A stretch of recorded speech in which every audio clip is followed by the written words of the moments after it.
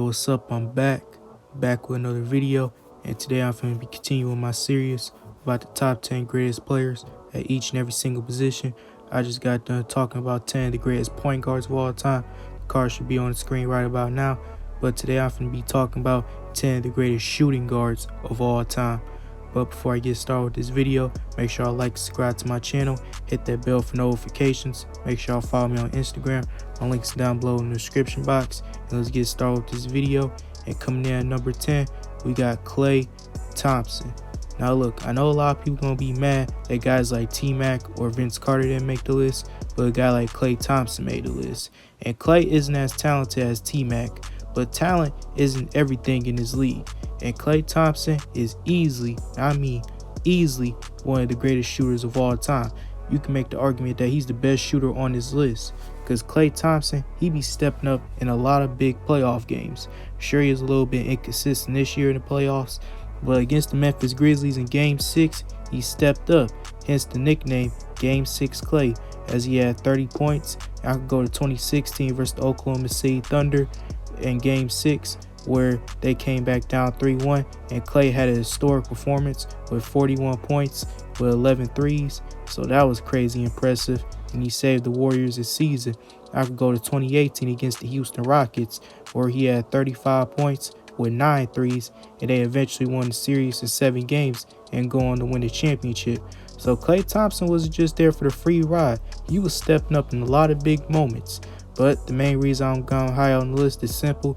Other players just accomplished more as the best player, and Clyde Thompson was nowhere near the best player, and in some seasons the second best player.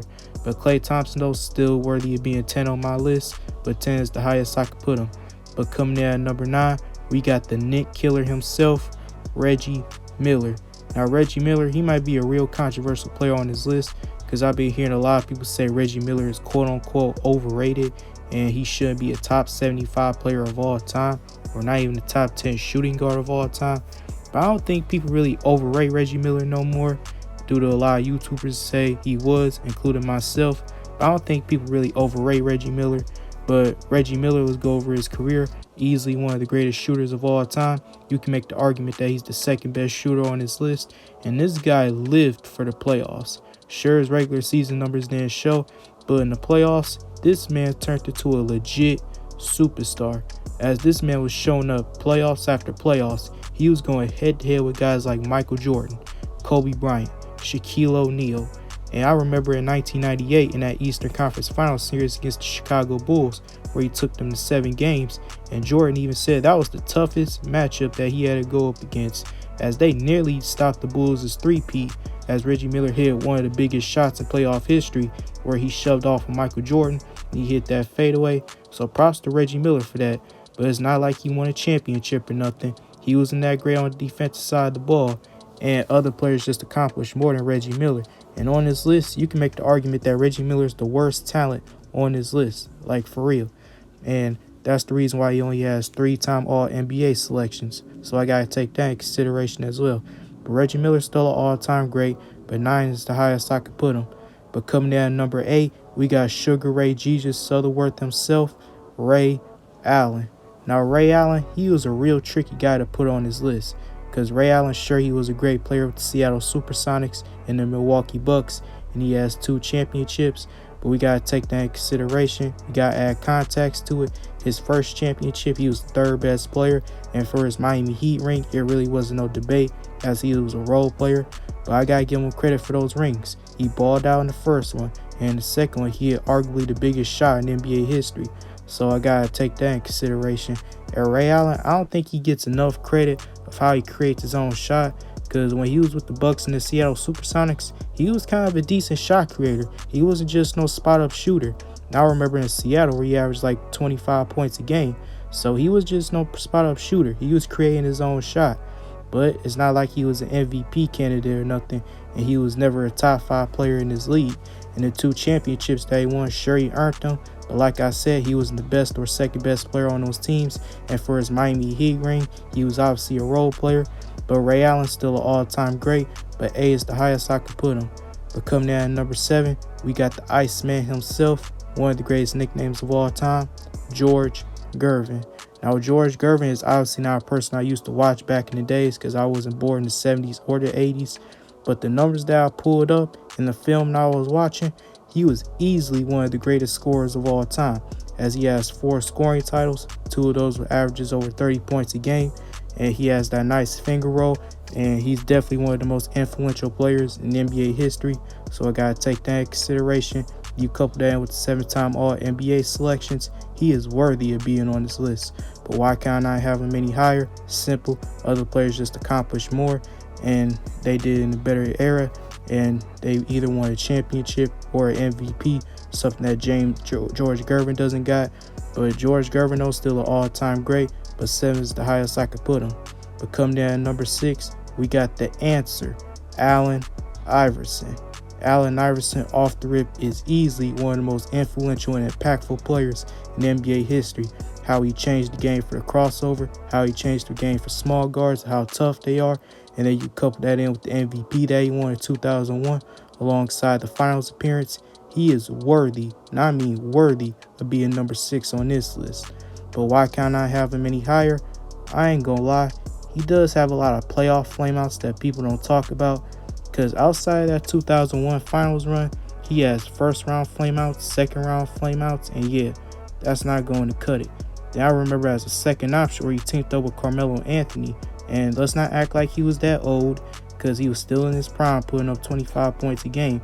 They didn't even get out the first round, and sure, he played the Lakers and the Spurs, but getting swept by the Lakers, sure, they went to the finals, but let's look how they were with him and with Chauncey Billups. As Chauncey Billups, when he got there, they took the Los Angeles Lakers to 6 games. Meanwhile, the Nuggets with Allen Iverson got swept. So yeah, that's kind of a bad look. On the defensive side of the ball, he was really not that great whatsoever. Sure, he gave you off-ball defense, but on-ball, he was a complete liability. That's the reason why guys like Dikembe Mutombo, Eric Snow, and Aaron McKee were there to help Allen Iverson on his weakness on that side of the ball. So I got to take that in consideration, which also led to an early exit and retirement from the NBA. AI, I love you, but I can't put you in my top 5 shooting guards of all time. 6 the highest I could put you. But coming down number 5, we got Clyde the Glide Drexler. Now, I know a lot of people going to be mad. They're going to be like, hey, man, Clyde isn't as talented as AI. He doesn't have a bag like AI. But talent isn't just everything in this league. Sure, Iverson might be a better talent, but Clyde accomplished more than what AI ever accomplished. Does he have an MVP? No. But does he have more finals appearances in the ring? Yes. And then you couple that in of how he impacted the game with his playmaking and his defense. He's also one of the most athletic players of all time. Helped the Blazers to 2 finals appearances, and he also helped the Houston Rockets to capture their 2nd title in franchise history, as he was the 2nd option alongside Hakeem Olajuwon in 1995. But if you have AI over Clyde, it's really just one spot. But I'm not going to spend that much time on this. Clyde the Glide, you were in my top 5. But coming in at number 4, we got the beard, James Harden. Now, James Harden off the rip is easily one of the most talented players on this list. And as a scorer, you can make the case that he's the best ISO scorer of all time, as you couple that in with 3 scoring titles that he won. One of those was averages over 36 points a game, and also the 2018 MVP. James Harden, in my opinion, is number 4 on my list for the greatest shooting guards of all time. But why can't I have him any higher? On defense, he did not give a single flying fuck, which cost his team a lot in the regular season and the postseason. And speaking of the postseason, how many times have we seen James Harden have a lot of playoff mishaps? Like, for real, how many times have we seen James Harden fold? I could go year by year by year of James Harden collapsing in the playoffs. The biggest one, in my opinion, is the 2017 series against the San Antonio Spurs, who were missing Kawhi Leonard, and he picked the wrong time to have one of the worst games of his entire career, only dropping 10 points on 2 of 11 shooting with 6 turnovers. And I could go year by year of James Harden collapsing in the playoffs, but if I do that, this video will take forever. So James Harden is number 4 on my list.